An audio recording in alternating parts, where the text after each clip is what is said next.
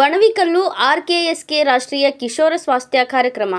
ವಿಜಯನಗರ ಜಿಲ್ಲೆ ಕೂಡ್ಲಿಗಿ ತಾಲೂಕಿನ ಬಣವಿಕಲ್ಲು ಗ್ರಾಮದ ಶ್ರೀ ಶರಣಬಸವೇಶ್ವರ ಪ್ರೌಢಶಾಲೆಯಲ್ಲಿ ಹದಿಹರೆಯದವರ ಆರೋಗ್ಯ ಮತ್ತು ಕ್ಷೇಮ ದಿನಾಚರಣೆ ಪ್ರಯುಕ್ತ ಹದಿಹರೆಯದವರ ಆರೋಗ್ಯದ ಸಮಸ್ಯೆ, ಬಾಲ್ಯ ವಿವಾಹಗಳಿಂದ ಆರೋಗ್ಯದ ಮೇಲಾಗುವ ದುಷ್ಪರಿಣಾಮಗಳ ಕುರಿತು ಆರೋಗ್ಯ ಇಲಾಖೆ ಆರ್ಕೆಎಸ್ಕೆ ಜಿಲ್ಲಾ ಹಾಗೂ ತಾಲೂಕು ಘಟಕದ ವತಿಯಿಂದ ಕಿಶೋರಿಯರ ಆರೋಗ್ಯ ಸಮಸ್ಯೆಗಳ ಪರಿಹಾರ ಮತ್ತು ಸ್ವಾಸ್ಥ್ಯ ಜಾಗೃತಿ ಕಾರ್ಯಕ್ರಮ ಆಯೋಜಿಸಲಾಗಿತ್ತು.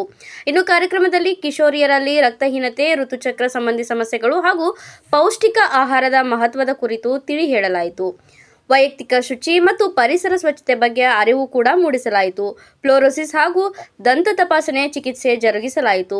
ಕಿಶೋರಿಯರ ಸಮಸ್ಯೆಗಳನ್ನು ಆಲಿಸುವ, ಪರಿಹಾರ ಸೂಚಿಸುವ ಆಪ್ತ ಸಮಾಲೋಚನೆ ಕಾರ್ಯಕ್ರಮ ಹಮ್ಮಿಕೊಳ್ಳಲಾಗಿತ್ತು. ದಂತ ವೈದ್ಯಾಧಿಕಾರಿ ಆನಂದ್ ಸಹದೇವ್, ಎಸ್ಎಂ ಮರುಳಸಿದ್ದಯ್ಯ, ಮುಖ್ಯ ಶಿಕ್ಷಕ ಹಾಗೂ ಶಿಕ್ಷಕರು, ಆರ್ಕೆಎಸ್ಕೆ ಆಪ್ತ ಸಮಾಲೋಚಕ ಓಬಣ್ಣ, ಅಧಿಕಾರಿಗಳಾದ ಯುವರಾಜ್, ರೇಣುಕಾ, ಯಾಸ್ಮಿನ್, ಜನಪ್ರತಿನಿಧಿಗಳಾದ ಆರ್ ವೀರಣ್ಣ, ಪೂರ್ಣಿಮಾ, ಪ್ರಶಾಂತ್ ಕುಮಾರ್, ಅಂಗನವಾಡಿ ಕಾರ್ಯಕರ್ತೆಯರು ಹಾಗೂ ಆಶಾ ಕಾರ್ಯಕರ್ತೆಯರು, ಹದಿಹರೆಯದ ಕಿಶೋರರು, ಕಿಶೋರಿಯರು, ವಿದ್ಯಾರ್ಥಿಗಳು ಭಾಗಿಯಾಗಿದ್ದರು. ಒಂದೇ ಮಾತರಂ. ವಿಜಿ ವೃಷಭೇಂದ್ರ, ಕೂಡ್ಲಿಗಿ.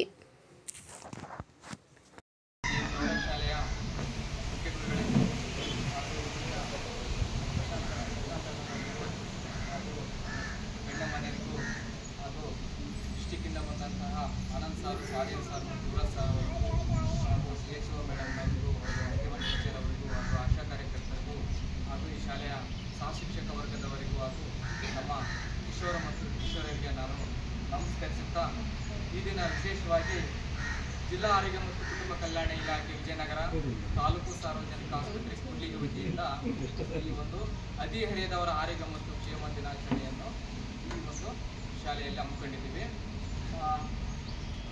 ನಾನು ನನ್ನ ಹೆಸರು ಓಬಣ್ಣ ಅಂತೇಳಿ ಕಳೆದ 7 ವರ್ಷದಿಂದ ತಾಲೂಕು ಸಾರ್ವಜನಿಕ ಆಸ್ಪತ್ರೆಯಲ್ಲಿ ಆರ್ಕೆಎಸ್ಕೆ ಆಪ್ತ ಸಮಾಲೋಚಕರಾಗಿ ನಾನು ಕೆಲಸ ಮಾಡ್ತಿದ್ದೀನಿ. ಈ ಒಂದು ಪ್ರಮುಖವಾಗಿ ಈ ಕಾರ್ಯಕ್ರಮವನ್ನು ಈ ಬಣವಿಕಲ್ಲು ಶಾಲೆ ಪ್ರೌಢಶಾಲೆ ಹಮ್ಮಿಕೊಂಡಿದ್ದೀವಿ.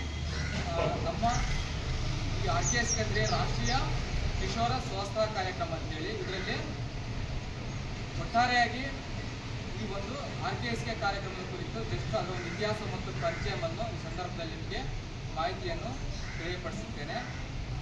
ಆರ್ಕೆಎಸ್ಕೆ ಅಂದರೆ ರಾಷ್ಟ್ರೀಯ ಕಿಶೋರ ಸ್ವಾಸ್ಥ್ಯ ಕಾರ್ಯಕ್ರಮ. ಇದು ಭಾರತ ದೇಶದಲ್ಲಿ ಹದಿಹರೆಯದವರಂದರೆ 10 ರಿಂದ 19 ವರ್ಷದ ಒಳಗಿರ್ತಕ್ಕಂಥರನ್ನು ನಾವು ಹದಿಹರೆಯದವರು ಅಂತೇಳಿ ಕರೀತೇವೆ. ಅದರಲ್ಲಿ ಕಿಶೋರಿಯರು ಮತ್ತು ಕಿಶೋರಿಯರು ಇವುಗಳೆಲ್ಲ ಇದ್ದೀರಾ. ಎಷ್ಟು ವಯಸ್ಸು? 10 ರಿಂದ 19 ವರ್ಷದವರು ಇದ್ದಾರೆ. ಇವರನ್ನು ನಾವು ಹದಿಹರೆಯದವರೆಂದು ಕರೀತೇವೆ. ಏನು ಗೊತ್ತಾ, ಪ್ರೌಢಾವಸ್ಥೆಯಿಂದ ಹಿಡಿದು ಬಾಲ್ಯಾವಸ್ಥೆಯಿಂದ ಹಿಡಿದು ಪ್ರೌಢಾವ್ಯವಸ್ಥೆಗೆ ಹೋಗುವ ಮುನ್ನವೇ ಕಾಲವನ್ನು ನಾವು ಹದಿಹರೆಯದವರ ಕಾಲ ಎಂದು ಕರೀತೇವೆ. ಅರ್ಥ ಆಯ್ತಾ? ಬಾಲ್ಯಾವಸ್ಥೆಯಿಂದ ಹಿಡಿದು ಪ್ರೌಢಾವ್ಯವಸ್ಥೆಗೆ ಹೋಗುವ ಮುನ್ನವೇ ಕಾಲವನ್ನು ನಾವು ಹದಿಹರೆಯದವರ ಕಾಲ ಎಂದು ಕರೀತೇವೆ. ಅದರಲ್ಲಿ ನೀವಿದ್ದೀರಾ. ಆದರೆ ಇಲ್ಲಿ ಈ ಕಾರ್ಯಕ್ರಮವನ್ನು ಯಾಕೆ ಜಾರಿಗೆ ಕೊಟ್ಟರು ಭಾರತ ಸರ್ಕಾರದವರಂದ್ರೆ, ನಮ್ಮ ಭಾರತ ದೇಶದಲ್ಲಿ ಶೇಕಡವಾರು ಇವರು 22% ಯಾರಿದ್ದಾರೆ? ಹದಿಹರೆಯದವರು ಇದ್ದೀರಾ. ಅರ್ಥ ಆಯ್ತಾ? ಎಷ್ಟು ಪರ್ಸೆಂಟ್ ಇದ್ದಾರಾ? ಶೇಕಡವಾರು ಭಾರತ ದೇಶದಲ್ಲಿ 22% ಇಲ್ಲ ನೀವುಗಳಿದ್ದೀರಾ. ಅರ್ಥ ಆಯ್ತಾ? ಆದ್ರೆ ಎಲ್ಲರೂ ಒಂದೇ ಸಮಾನ ರೀತಿಯಾಗಿ ಇಲ್ಲ. ಅರ್ಥ ಆಯ್ತಾ? ಸಾಕಷ್ಟು ರೀತಿಯಾದಂತಹ ಆರೋಗ್ಯದಲ್ಲಿ ಸಮಸ್ಯೆಗಳನ್ನು ನಾವು ದಿನನಿತ್ಯವಾಗಿ ಎದುರಿಸ್ತಾ ಇದ್ದೀವಿ. ಯಾಕೆ ಈ ಕಾರ್ಯಕ್ರಮವನ್ನು ಅನುಮೋದನೆ ಕೊಟ್ಟರು, ಯಾಕೆ ಜಾರಿಗೆ ಕೊಟ್ಟರು ಭಾರತ ಸರ್ಕಾರದವರು ಅಂತಂದ್ರೆ, ಇಲ್ಲಿ ಏನೇನು ಸಮಸ್ಯೆಗಳು ಎದುರಿಸ್ತಿದ್ದಾರೆ ಸಮಾಜದಲ್ಲಿ ಯಾರು ಹೇಳ್ತೀರಾ? ಏನೇನು ಸಮಸ್ಯೆಗಳು ಎದುರಿಸ್ತಾ ಇದ್ದಾರಾ? ಆರೋಗ್ಯದಿಂದ ಇರ್ಬೋದು, ಬೇರೆ ಸಮಸ್ಯೆಗಳಿರ್ಬೋದು. ಏನೇನು ಸಮಸ್ಯೆಗಳನ್ನಿದ್ದಾವೆ ನಮ್ಮ ಸಮಾಜದಲ್ಲಿ ಹೇಳಿ. ಏನೇನು ಸಮಾಜದಲ್ಲಿ ಏನೇನು ಸಮಸ್ಯೆಗಳು ನಾವು ಎದುರಿಸ್ತಾ ಇದೀವಿ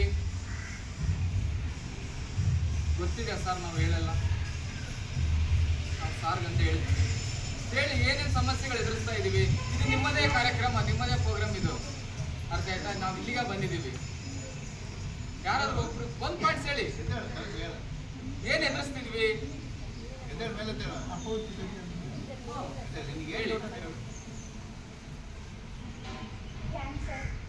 ಓಕೆ ಓಕೆ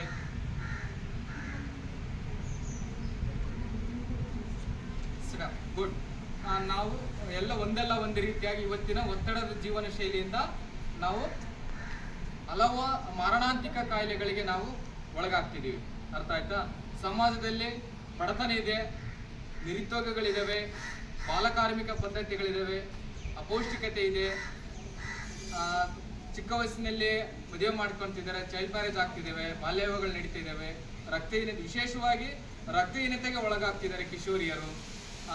ಚಿಕ್ಕ ವಯಸ್ಸಿನಲ್ಲೇ ಪ್ರೆಗ್ನೆನ್ಸಿ ಗರ್ಭವತಿ ಆಗ್ತಿದ್ದಾರೆ, ಅನಪೇಕ್ಷಿತ ಗರ್ಭಧಾರಣೆಗಳು ಸಹ ಆಗ್ತಿದ್ದಾವೆ, ಬಾಲಕಾರ್ಮಿಕ ಪದ್ಧತಿಗಳಿದ್ದಾವೆ, ಮೂಢನಂಬಿಕೆಗಳಿದ್ದಾವೆ. ಇವೆಲ್ಲ ಸಮಸ್ಯೆಗಳು ನಾವು ದಿನನಿತ್ಯ ನೋಡ್ತಾನೆ ಇದ್ದೀವಿ, ಎದುರಿಸ್ತಾನೆ ಇದ್ದೀವಿ. ಅರ್ಥ ಆಯ್ತಾ?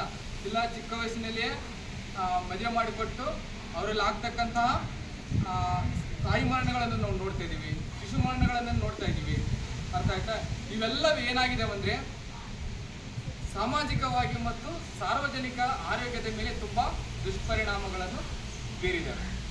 ಅರ್ಥ ಆಯ್ತಾ? ಈ ಕಾರ್ಯಕ್ರಮವನ್ನು ಯಾಕೆ ಜಾರಿಗೆ ತಂದ್ರಂದ್ರೆ ಈ ಇಷ್ಟು ಅಂಶಗಳಿದ್ದಾವ ಕಾರಣಗಳು, ಈ ಅಂಶಗಳನ್ನು ಆಧಾರವಾಗಿಟ್ಟುಕೊಂಡು ಈ ಕಾರ್ಯಕ್ರಮವನ್ನು ಜಾರಿಗೆ ತಂದರು.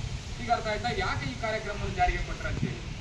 ಅರ್ಥ ಆಯ್ತಾ? ಈಗ ಇಷ್ಟು ಅಂಶಗಳು ಸಮಸ್ಯೆಗಳನ್ನು ಇಟ್ಟುಕೊಂಡು ಇವುಗಳನ್ನು ಒಂದೊಂದೇ ಆಗಿ ಒಡೆದೋಡಿಸ್ಲಿಕ್ಕೆ, ಕಟ್ ಮಾಡಲಿಕ್ಕೆ ಸಮಸ್ಯೆಗಳನ್ನು ಈ ಕಾರ್ಯಕ್ರಮವನ್ನು ಜಾರಿಗೆ ತಂದರು ಭಾರತ ದೇಶದಲ್ಲಿ. ಅದರಲ್ಲಿ ಕರ್ನಾಟಕದಲ್ಲಿ 2017 ಜನವರಿ 7ರಂದು ಈ ಕಾರ್ಯಕ್ರಮವನ್ನು ಕೊಟ್ಟರು. ಪ್ರಪ್ರಥಮ ಬಾರಿಗೆ ಈಗ ಹೈದರಾಬಾದ್ ಕರ್ನಾಟಕದ 6 ಜಿಲ್ಲೆಗಳಿದ್ದಾವೆ. ಯಾವ ಇದಾವ 6 ಜಿಲ್ಲೆಗಳು? 6 ಜಿಲ್ಲೆಗಳು. ನೀವು ಓದಿರೋ ಸೋಷಿಯಲ್ ಅಲ್ಲಿ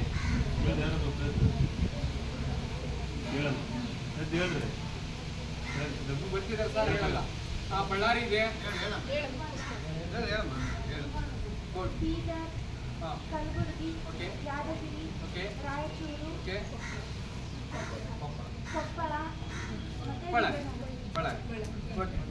ಪ್ರಮುಖವಾಗಿ ಪ್ರಥಮ ಹಂತವಾಗಿ 8 ಜಿಲ್ಲೆಗಳಿಗೆ ಕೊಟ್ಟರು ಅನುಮೋದನೆ.